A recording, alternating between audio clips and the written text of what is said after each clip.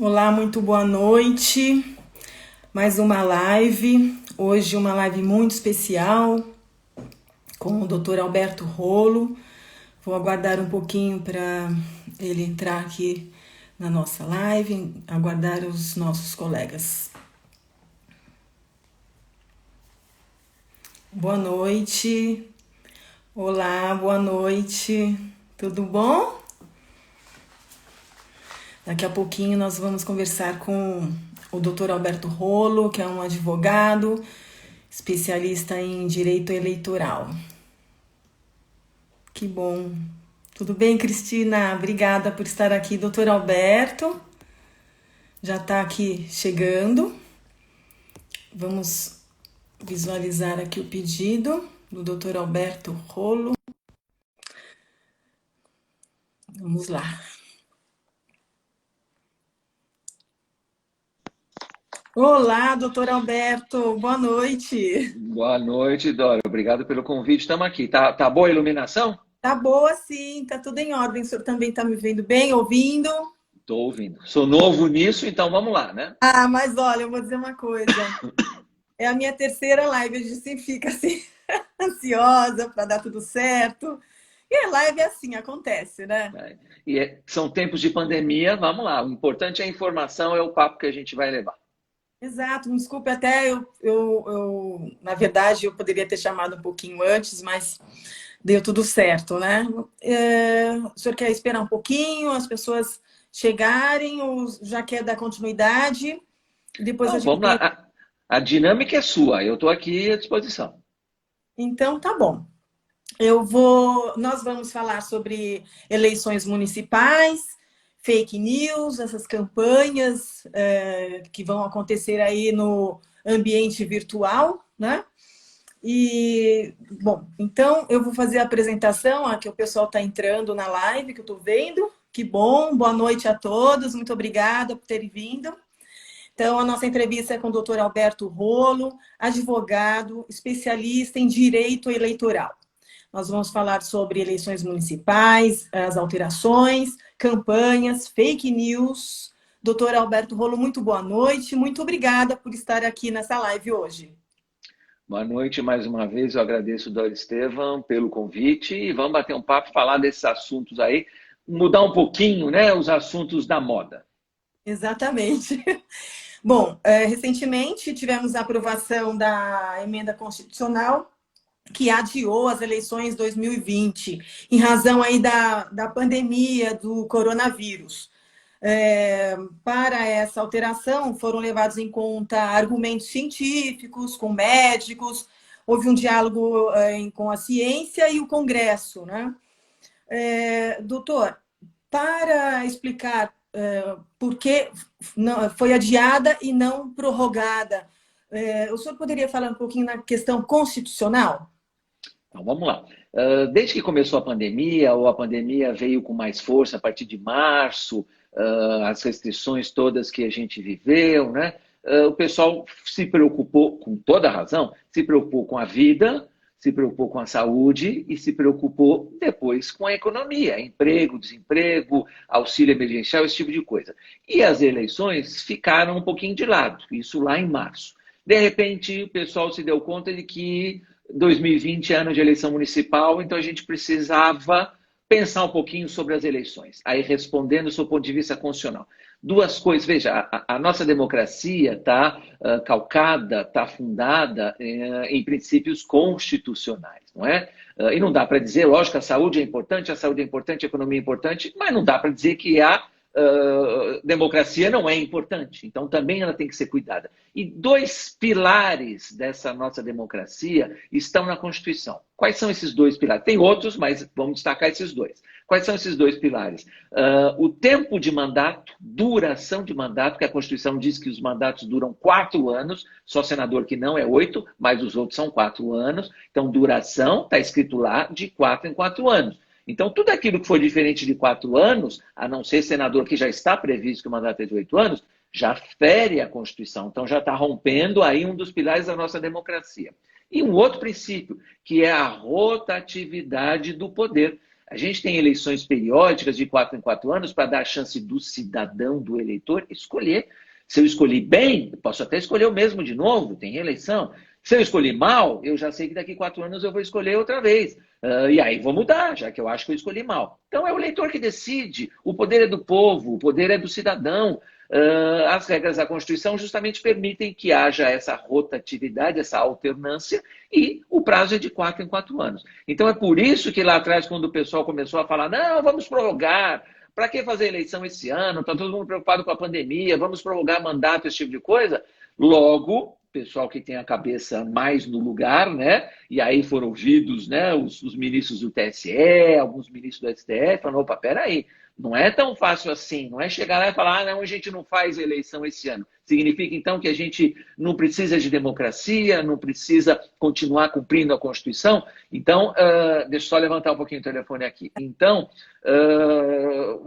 essas pessoas começaram, né, essas pessoas que têm poder de argumentação e que exercem cargos importantes, começaram a argumentar o seguinte, olha, prorrogação de mandato, de jeito nenhum é você ferir a Constituição. Prorrogar mandato é ferir. Vamos lembrar, Dora, que lá em 2016, quando a gente votou para esses vereadores atuais, os prefeitos atuais, os vice-prefeitos, nós demos para eles 4 anos de mandato.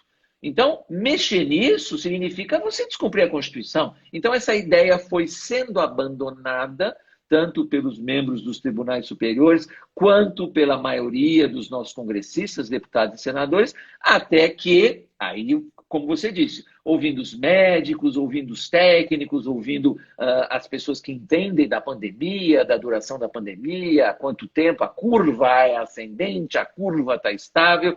Então, aí a orientação foi no sentido de fazer o adiamento. E aí o adiamento foi feito para novembro. Podia ser para dezembro? Podia. Mas aí, sopesando os prazos, sopesando o tempo mínimo para organizar a eleição, tempo para o pessoal tomar posse, né? Todo mundo que vai ser eleito em novembro tem que tomar posse dia 1º de janeiro. Então, sopesando todos esses prós e esses contras, o Congresso, então, aprovou essa emenda constitucional que você mencionou, que é a emenda 107. Muito bem. Com relação aos pontos previstos na PEC, temos aí o novo calendário, registro de candidaturas, convenções, propaganda. O senhor podia desenvolver um pouquinho para a gente? Então, vamos lá, vamos destacar esses pontos importantes. Com a mudança, né, de outubro, que está na Constituição, a data da eleição, a gente não escolhe, cada ano é uma data diferente. Não, a Constituição diz, é 1º domingo de outubro e último domingo de outubro. Então, não importa se é dia 5, dia 6, dia 4, dia 7, não importa, mas é 1º domingo ou último domingo. Então, a emenda 107 fez o quê? Atrasou 42 dias. Então, nós ficamos agora... E só vale para a eleição de 2020, não é para sempre, não. Só 2020. O que diz a emenda 107? Primeiro turno, 15 de novembro, e o segundo turno, onde houver, 29 de novembro. Então, 15 e 29 de novembro, o que dá um atraso de 42 dias. E aí, atrasada a data da eleição em 42 dias, o calendário eleitoral tem que ser adaptado também nesses 42 dias. E aí é o que você mencionou. Por exemplo, um prazo importante agora, é o próximo prazo que a gente vai vencer, vai trabalhar, é o prazo das convenções partidárias. Então, esse prazo ficou para 31 de agosto, mês que vem, a gente está terminando julho, 31 de agosto até dia 16 de setembro. Então, todos os partidos vão fazer as suas convenções dentro desse novo prazo. 31 de agosto, 16 de setembro. O que são as convenções, Dora? São as reuniões políticas onde cada partido escolhe os seus candidatos. Escolhe o candidato a prefeito, escolhe o candidato a vice-prefeito, escolhe o candidato os candidatos, né, a vereador. E também discute se vai haver algum tipo de aliança, né? Aquilo que a gente chama de coligação. Agora, essa é uma outra mudança. A coligação é só na eleição majoritária, para prefeito e vice.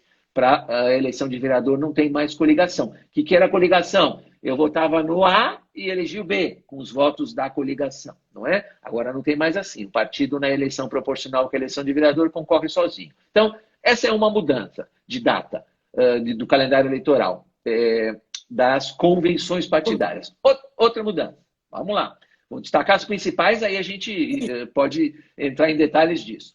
Outra mudança, o prazo de registro. O que é o prazo de registro? Depois que o candidato foi escolhido na convenção pelo partido dele, aí ele vai se apresentar à Justiça Eleitoral e a Justiça Eleitoral vai julgar se ele pode ser candidato ou não. Por exemplo, se ele está barrado pela lei da ficha limpa. Pode ser. Então, aí a Justiça Eleitoral vai decidir qual é o último dia que que o candidato tem para pedir o seu registro. 26 de setembro. Atrasou também o calendário. Agora é 26 de setembro. Então, ainda falta muito tempo, tem muito chão.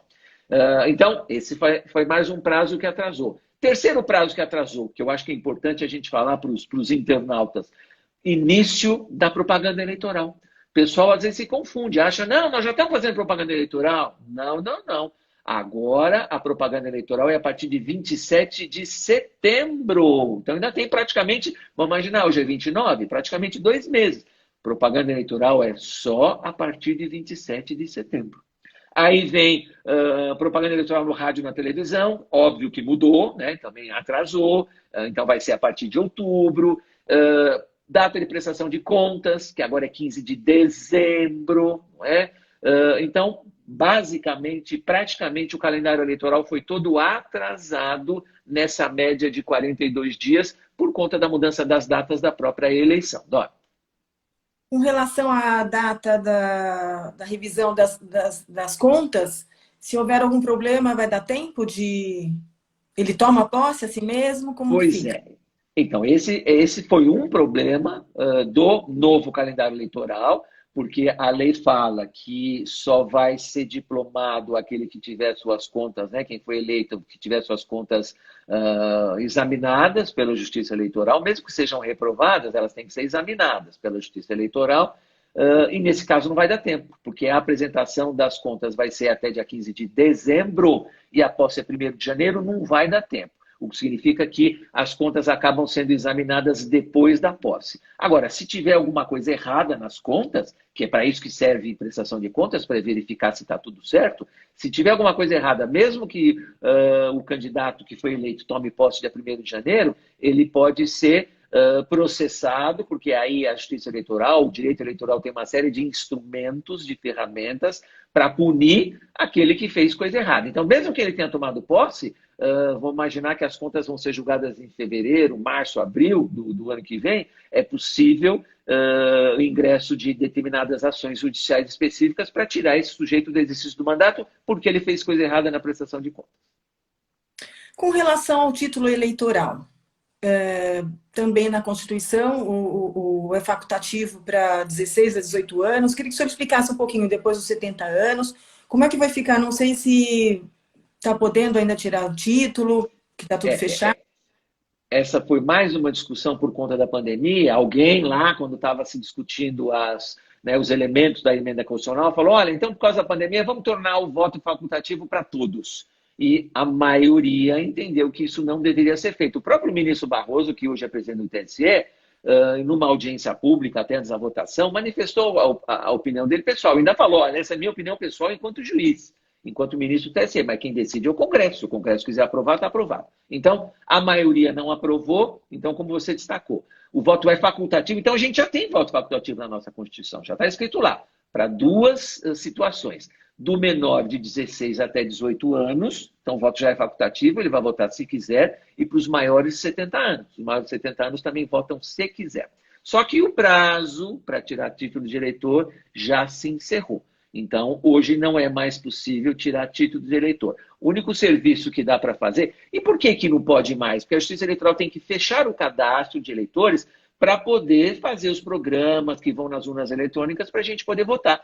Então, não pode todo dia ter eleitor novo. Então, em algum momento, tem que barrar, tem que falar até hoje, agora não mais, para que a Justiça Eleitoral possa preparar o programa. Vamos lembrar que a eleição municipal são mais de 5.500 municípios no Brasil inteiro. Imagina quantos candidatos são.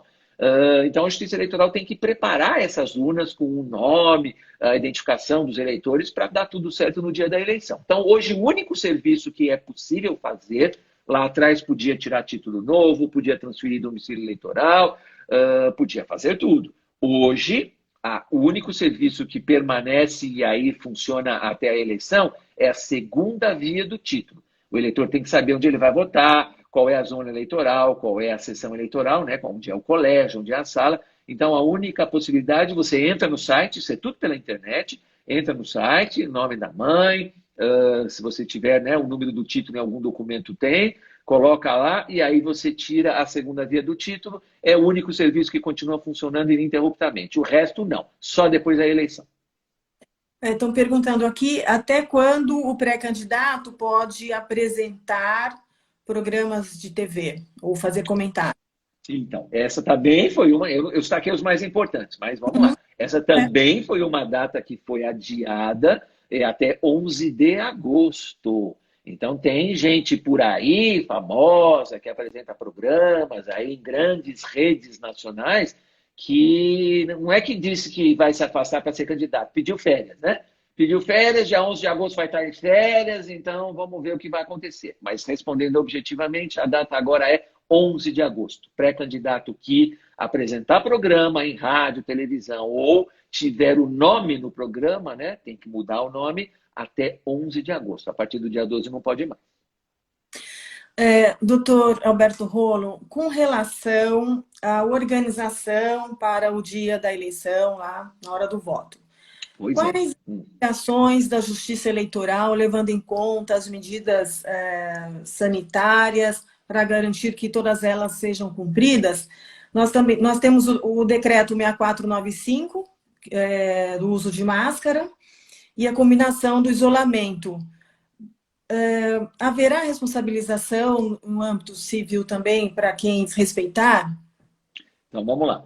Primeiro, o voto é obrigatório, como a gente acabou de dizer, só tem essas duas possibilidades de voto facultativo. E hoje ainda me perguntaram, né, numa outra participação que eu tive, sobre mesário. Mesário também, mesário vai ser convocado para trabalhar. Mesário, a convocação de mesário também é obrigatória, o atendimento da convocação de mesário também é obrigatório. Não é assim, eu vou se eu quiser. Não. Tem consequências para o eleitor que não for votar, tem consequências para o mesário que faltar a convocação. As duas coisas são obrigatórias. Agora, vamos lá. O ministro Barroso, numa dessas audiências, eu inclusive participei de uma audiência pública lá no Senado, virtual, e o ministro Barroso deixou claro que ele, enquanto presidente do TSE e o TSE, vão tomar todos os cuidados necessários, vão cumprir todas as indicações dos médicos, dos técnicos, no sentido de dar segurança sanitária para os eleitores e para os mesários. A gente não pode esquecer dos mesários. Tais como, e o ministro Barroso foi bem categórico, né? Tais como álcool gel à disposição em todas as salas, máscaras à disposição de quem, de repente, perder a máscara, como você lembrou, o uso da máscara já é obrigatório. Você sai de casa, já tem que usar máscara. Mas você perdeu, caiu no chão, você não quer colocar máscara suja, sei lá o quê, haverá máscaras à disposição para os mesários que vão trabalhar lá o dia inteiro e para os eleitores que vão votar e voltam. Ficam 10, 15 minutos lá. Então, haverá máscaras, haverá álcool gel. Uma coisa que foi discutida, você falou, né? Haverá distanciamento social, então a fila não pode ter aglomeração. Então, o pessoal da Justiça Eleitoral vai ser instruído a chegar na fila e falar: dá para o senhor dar 2 passos para trás, por favor? Dá para o senhor dar 2 passos para trás, por favor? Então, vai existir, né? Haverá uma fiscalização constante desse distanciamento social para não ter aglomeração. E uma coisa que foi discutida, primeiro, né, acho que isso já foi divulgado, mas a gente repete, nós não vamos usar esse ano de 2020 a tal da identificação por biometria. O Brasil chegou a quase, Brasil inteiro, vamos arredondar, praticamente 60% de eleitores já cadastrados. Então, daria para usar, nesses 60% de colégio, daria para usar o reconhecimento pela digital. Você vai lá, bota o dedo, não teria que assinar nada, então poderia ser utilizado. A ideia era usar pelo menos 60%, né? Mas aí os técnicos indicaram: olha, peraí, mas você vai ter que colocar o seu dedo na máquina e depois o próximo eleitor vai colocar o dedo dele na máquina, isso pode favorecer contaminação. Não, mas a gente higieniza. Opa, peraí, se você colocar álcool gel na máquina, pode ser que a máquina estrague e apresente prejuízo. Então, prejuízo no funcionamento. Então, você identificou 10 eleitores, os outros 500, que a UNA é uma média de 500 eleitores, os outros 500 não vão conseguir votar, como é que faz? Então, melhor é não usar o cadastro biométrico, a identificação biométrica. Significa que vai ter fraude? Não. Isso dá um programa inteiro. A urna eletrônica tem 30 itens de segurança, mais de 30, 30. A identificação pela biometria é só um item, só um. Então, se eu tirar este em 2020, ainda tem 29. Então, a urna eletrônica é 100% segura. Só abrindo um parênteses na nossa conversa. Teve político importante aí que há uns meses disse que tinha sido roubado em 2018 e que ia apresentar provas. Eu estou aguardando essas provas até agora. As provas não vieram ainda. E é um político importante, né? Então, não tem prova porque a urna é segura. O resto é política, o resto é conversa mole. Então, podem ficar todos os eleitores tranquilos que a falta da biometria não vai prejudicar a segurança da urna eletrônica. Outro assunto foi discutido. Peraí, a gente tem que digitar na urna o número dos candidatos, porque a nossa urna ainda é mecânica, é botão digital. Em algum momento, talvez a gente faça tela de touch, não é como é o celular. Mas hoje a urna eletrônica tem botão. Aí a pergunta era, então a gente vai ter que passar álcool gel nos botões toda vez que o eleitor for lá e votar, em cada voto? Opa, se colocar álcool gel na urna eletrônica, é capaz do álcool penetrar nos botões, vai estragar a urna eletrônica. Então a ideia é, higieniza a mão do eleitor quando ele entra na sala e depois que ele votar, higieniza de novo a mão do eleitor e não a urna eletrônica. De maneira que isso permite uma segurança sanitária. Outra coisa, só um detalhe, depois a gente responde mais pergunta. Caneta, né? Como não vai ter identificação biométrica, o eleitor vai ter que assinar uma lista de presença, né? Como era antigamente. E onde não tem ainda, não teria identificação biométrica. Aliás, a ideia é ter 100% da biometria, Dora, em 2022, tá? 100%. Vamos ver se não atrasa um pouquinho agora. Mas caneta. Então, a Justiça Eleitoral vai fazer pronunciamentos, vai fazer propaganda para estimular o eleitor a levar a sua caneta. Cada um leva a sua caneta, porque aí eu não vou usar a caneta do outro. Ah, mas eu esqueci caneta. Ah, eu só levei meus documentos, não estou levando mais nada. Tá bom, usa a caneta que já vai estar à disposição, mas cuidado, não põe na boca, a mão não põe no olho, espere higienizar, não é? Então, tudo isso a Justiça Eleitoral está cuidando, vai cuidar para dar segurança sanitária para os eleitores e também para os mesários. Uma ideia que o ministro Barroso deu, e a gente está vendo no comércio hoje, né? Eu fui outro dia na farmácia, tinha lá aquelas proteções, um anteparo de acrílico, de plástico. Vai ter, porque o mesário fica do lado de lá, porque ele fica lá o dia inteiro, e o eleitor fica do lado de cá, e o eleitor muda. O mesário está protegido do lado de lá. Então, tudo isso a Justiça Eleitoral vai fazer para garantir a segurança de todo mundo. Muito bem. E esses meses, e essas datas foram escolhidas até em razão dos picos estariam baixos, né? De contaminação. Exatamente. O estudo desses médicos, médicos famosos que a gente vê aí em toda a rádio, toda a televisão, foram os mesmos que fizeram aí uma consultoria informal, tanto para o TSE, para os ministros se convencerem de que realmente era melhor atrasar, e para o Congresso Nacional. Todos eles participaram de audiências públicas, então os estudos técnicos, científicos, indicam que em novembro, lógico que a gente não tem bola de cristal, a gente ainda está no final de julho, mas que em novembro os índices de contaminação e de óbitos estariam menores e mais controlados. Mas a emenda deixou uma possibilidade, Dora. Se chegar em novembro e naquela cidade, naquelas 2 ou 3 cidades vizinhas, como o Grande ABC, ou sei lá o quê, a pandemia estiver descontrolada, a Justiça Eleitoral vai pedir para o Congresso marcar uma nova data, só para aqueles municípios. E aí, o que diz a emenda constitucional? Desde que essa data não ultrapasse o final de dezembro, ou seja, voltamos àquela pergunta, não existe nenhuma hipótese de prorrogação de mandato. Nem que seja dia 20 e tantos de dezembro, tem um limite, a eleição vai ser feita, nem que seja no Natal, na véspera do Natal, no dia depois do Natal.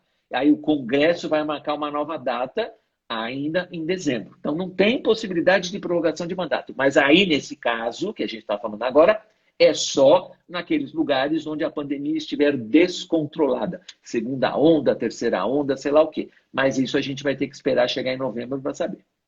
Espero que não chegue essa segunda onda. Exatamente. Agora, porque tem alguns prefeitos que estão... que eles estão vencendo agora, né?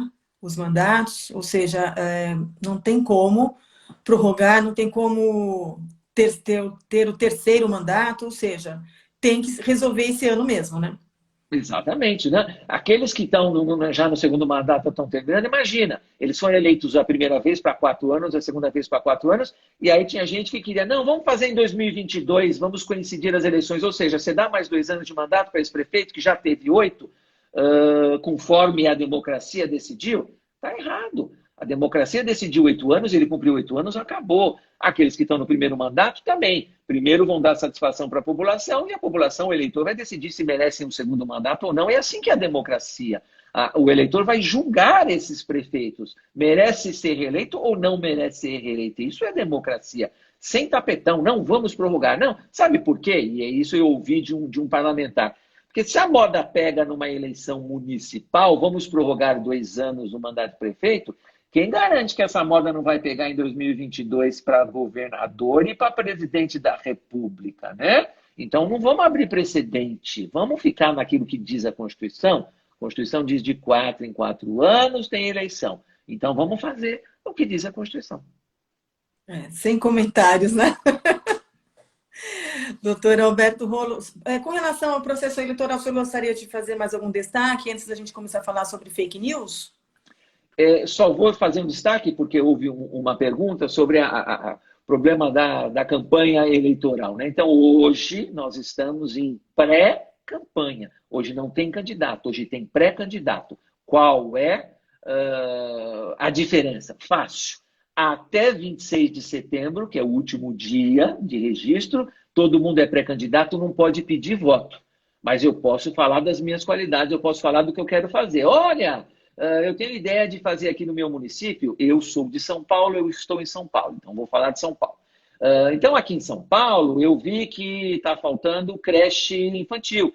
Então, eu quero fazer mais 10 creches. Olha, aqui em São Paulo, eu vi que está faltando ciclovia no bairro tal. Então, eu quero fazer... Então, o pré-candidato pode falar das ideias dele, das propostas dele, pode participar de lives, entrevistas, mesmo no rádio, na televisão, não tem problema, não pode pedir voto. Ou seja, não pode dizer, olha, para fazer mais 10 creches, eu preciso que você vote em mim. Isso não pode. Para fazer ciclovia, preciso que você vote em mim. Isso não pode. Pedido expresso de voto só a partir de 27 de setembro. Isso vale para tudo, vale para rede social também, né? Cuidado com rede social, não pode pedir voto agora. O que pode acontecer? Multa. Pode acontecer multa. E se a Justiça Eleitoral depois entender que isso caracterizou abuso dos meios de comunicação social, sei lá o quê, pode ter problema no registro lá na frente. Então, pré-candidato, não pode pedir voto até dia 26 de setembro. A partir do dia 27 de setembro, aí eu posso pedir voto. Pode dizer, vota em mim, que eu sou melhor, que eu vou fazer isso, porque eu já fui prefeito, que eu já fui vereador, preciso do seu voto, da sua família, me arruma mais 10 votos. Aí é explícito, tá bom? Muito bem, obrigada. Bom, com relação às fake news, uma das grandes preocupações da atualidade aí da Justiça Eleitoral. O senhor consegue passar um conceito do que significa fake news? Então, dentro desse raciocínio de conceito, tem gente até que me critica, e aí vai criticar você também, Dora, de usar essa expressão, fake news. O pessoal fala, não, fake news não é a expressão correta, eles falam desinformação. Bonito, né? Tanto que a campanha que o TSE vai lançar é combate à desinformação. Isso, né? Que o pessoal não gosta do fake news. Mas vamos usar o fake news que todo mundo entende, né? Então, o que é o fake news? O que o nome fala, ou desinformação, é você mentir, inventar, enganar, com o objetivo de prejudicar alguém. O pessoal acha, não existe crime na internet de fake news. Não, existe sim, já faz tempo, desde o Código Penal de 1940 e bolinha, já tinha lá, são 3 crimes, que a gente chama de crime contra a honra, calúnia, injúria, difamação. Já tem no Código Penal. Então, calúnia, injúria, difamação, já está lá previsto. O que aconteceu agora recentemente é trazer um novo tipo, então um novo crime, que é fazer uso dessas notícias não verdadeiras, inverídicas, com finalidade eleitoral. Então, além de você falar mal de alguém, mentir, inventar para prejudicar alguém, vamos falar das redes sociais, você está fazendo isso com objetivo eleitoral. Ou seja, se você sabe que alguém é pré-candidato, você está querendo denegrir a imagem daquele pré-candidato, para que o eleitor não vote nele, ou inventar pelo lado positivo, vai inventar, olha, esse cara é tão bom porque ele é o responsável, vamos dar um exemplo que é exemplo de fake news, né? Ele descobriu a vacina do novo coronavírus. Todo dia tem alguém que descobre, que é fake news. Então, vamos votar nesse cara porque ele é tão bom que ele descobriu a vacina e vai salvar o mundo inteiro. É uma mentira. Agora, eu estou fazendo isso para angariar voto para essa pessoa. Então, vamos votar nesse cara porque esse cara é bom. Então, vai fazer boas coisas para o meu município. Então, tanto falar mal quanto falar bem, mas usar mentiras, exagerar, falsear, isso já é crime, calúnia, injúria, difamação, mas agora o Congresso aprovou um outro tipo específico que a pena é maior. Se isso for feito com fins eleitorais, a pena é maior. E aí, como você lembrou, o TSE vai ter um trabalho muito grande de divulgação, né, de campanhas publicitárias, para instruir o eleitor a checar, verificar a fonte, né? Antes de ficar repassando notícias falsas ou desinformação. O TSE vai fazer isso na hora que estiver mais próximo da eleição, mas olha, você que recebeu pela sua rede social, pelo seu WhatsApp, um determinado vídeo lá, cuidado! Antes de você repassar, checa se é verdade, porque as pessoas repassando, uma repassa para 10, 10 repassa para 100, 100 repassa para 1000, isso é um prejuízo moral e um prejuízo para a campanha de qualquer um que não tem retorno, que não tem conserto. Então, a Justiça Eleitoral vai tentar, né, fazer essas campanhas para doutrinar, vamos usar essa palavra, o eleitor a ficar esperto, a ficar vacinado contra esse tipo de coisa. Não compra a primeira notícia que você receber, não acredita na primeira notícia, as coisas, essa coisa é tão boa, a coisa é tão, né, inusitada. Opa, peraí, será que é verdade? Vamos dar uma olhada? Esse vai ser o papel da Justiça Eleitoral. E por que a Justiça Eleitoral vai fazer esse papel? Porque a gente não pode fazer censura, nem no rádio, nem na televisão, e também na internet. A gente não pode proibir as pessoas de se manifestarem. Agora, tem que usar essa ferramenta para o bem. Tem que usar essas ferramentas da forma correta e não para prejudicar. E quem fizer coisa errada vai ser punido. Então, esse vai ser um grande papel da Justiça Eleitoral e, principalmente, a gente lembra da eleição de 2018, que ficou mais ou menos polarizada e houve uma grande utilização, né, das mídias sociais. Agora, em 2020, embora a eleição não seja de presidente, de governador, é uma eleição que a campanha de rua vai ficar prejudicada, né? O pessoal vai ficar com medo de... Até não pode aglomeração, fazer passeata. É normal o candidato a prefeito sair na rua principal da cidade, ele vai pelo lado direito, depois volta pelo lado esquerdo, cumprimentando todo mundo, abraçando, dando papelzinho, pedindo voto. Isso dificilmente vai acontecer. Então, o que vai sobrar? Propaganda eleitoral gratuita de rádio e televisão, porque o pessoal vai estar em casa de repente e vai querer assistir, né? Vai sobrar o quê? Internet. Agora, vai sobrar internet? Vamos usar a internet da forma correta e, se usar da forma errada, vai ser responsabilizado. Agora, na pandemia, as pessoas procuraram mais os veículos legitimados, profissionais, até para pegar as informações, né? Isso deve acontecer também agora nas campanhas, né? Um enfrentamento às fake news, um enfrentamento a esse combate. Às vezes a pessoa tem ódio de um candidato e aí ela acaba compartilhando aquele e-mail. Ou seja, é uma questão de educação também, né? Sim, então, dentro desse raciocínio de que a censura é inimaginável em qualquer situação, todo mundo tem o direito até, vamos pegar o seu exemplo, eu não gosto desse candidato, eu não gosto do Zezinho. Então você vai lá na sua rede social e fala, eu não gosto do Zezinho, por isso, por isso, por isso. Eu não vou votar nele e eu peço que você também não vote. Isso é legítimo, isso é manifestação de opinião. Agora, não vai dizer eu não voto no Zezinho porque o Zezinho é ladrão. Opa, peraí, da onde que você sabe que o Zezinho é ladrão? Qual é a certeza que você tem que o Zezinho é ladrão? Eu ouvi dizer no jornal que não sei o que, não sei o que. Peraí, vamos olhar, ele está sendo processado. Está sendo processado não significa que foi condenado. Os bens dele foram bloqueados. Não significa que ele foi condenado. Ele teve prisão preventiva decretada. Não significa que ele foi condenado. Então diga isso na sua rede social. Eu não voto no Zezinho porque ontem a polícia foi na casa dele e ele foi preso preventivamente. Isso é um fato, isso é verdade. Mas não dizer eu não voto no Zezinho porque ele é ladrão. Se você não tem certeza disso, não pode afirmar. Exatamente. Bom, Então, como enfrentar aí as fake news sem a censura, num ambiente democrático? Como o senhor vê esse enfrentamento? Simples. Treinar o cidadão, um aperfeiçoamento do cidadão para, se a notícia é muito, né, desperta aí muita desconfiança ou sei lá o quê, e pesquisar antes de compartilhar, como você disse. Treinar o leitor. Eu tenho certeza, né, a gente vai ler e-mails todos os dias, a gente recebe, pelo menos eu, acho que eu não sou o único, recebo lá e-mail, você ganhou $1 milhão, entra aqui e dê todas as suas informações que a gente manda o dinheiro na sua conta. Opa, peraí, todo mundo sabe que isso é o vírus, ou isso é golpe, né? Eu não acredito que eu ganhei $1 milhão de nada, mas eu recebo e-mail, né? Então, a ideia, todo mundo já sabe, a gente já tem consciência. Então, a ideia é criar esse mesmo tipo de consciência no eleitor. A hora que eu recebi uma fake news, o Zezinho é ladrão, falou, opa, peraí, vamos ver se é mesmo, vamos olhar o que aconteceu, vamos ver os fatos. Faz uma pesquisa lá no Google, né? Pesquisa no Google para saber o que aconteceu. Ah, não, ele foi preso preventivamente. Opa, o processo ainda demora anos para ele ser ladrão. Até lá, vamos dizer, ele foi preso preventivamente. Vamos ver o que vai acontecer. Então, consciência. Esse exemplo que eu falei, que ninguém ganha $1 milhão por e-mail. Então, consciência do eleitor.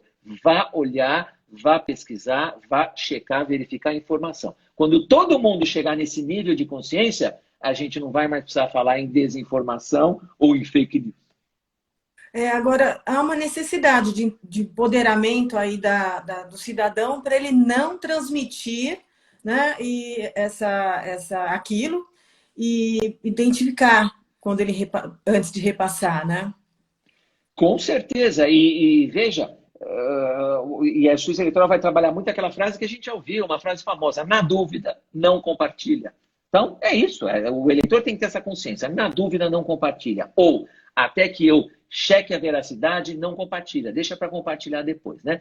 E olha, vou dar exemplo, eu faço parte de vários grupos, né, de WhatsApp, de vez em quando aparece lá alguma coisa esquisita, aí imediatamente a pessoa que postou vem lá e fala, opa, peraí, eu vi que isso é fake, eu conferi, peço desculpas. Então, mostra que não importa o nível de conhecimento, o nível de instrução, não importa. De vez em quando aparece alguém que posta alguma coisa indevida. Pediu desculpas, pediu, mas será que outros não compartilharam aquela mesma notícia? Então, tem que tomar cuidado, tem que aprender. E a gente vai aprender. A internet é uma coisa relativamente nova e, principalmente, a importância da internet, das redes sociais nas eleições, também é uma coisa relativamente nova. Então, a gente vai ter que aprender, vai aprender juntos.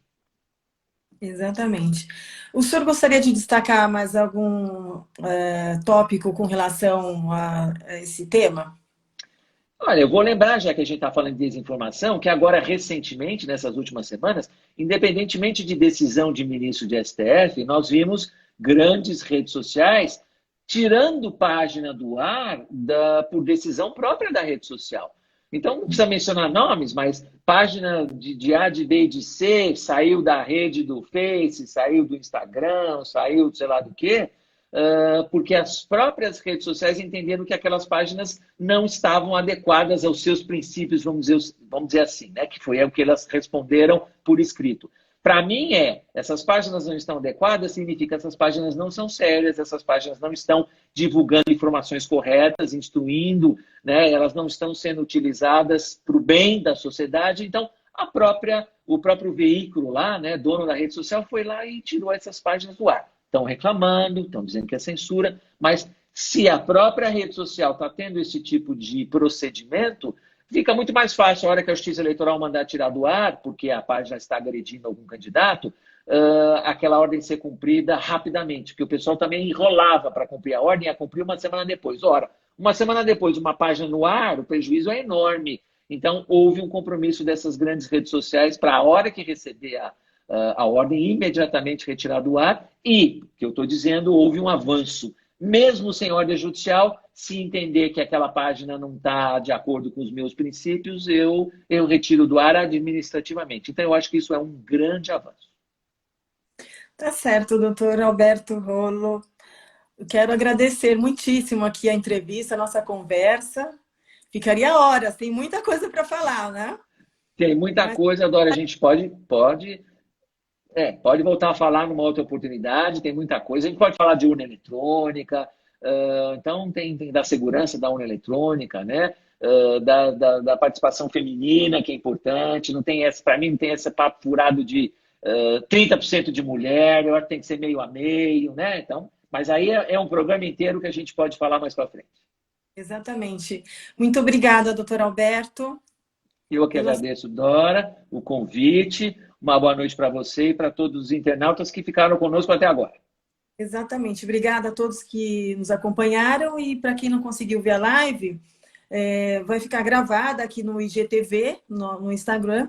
Fiquem à vontade. Muito obrigada.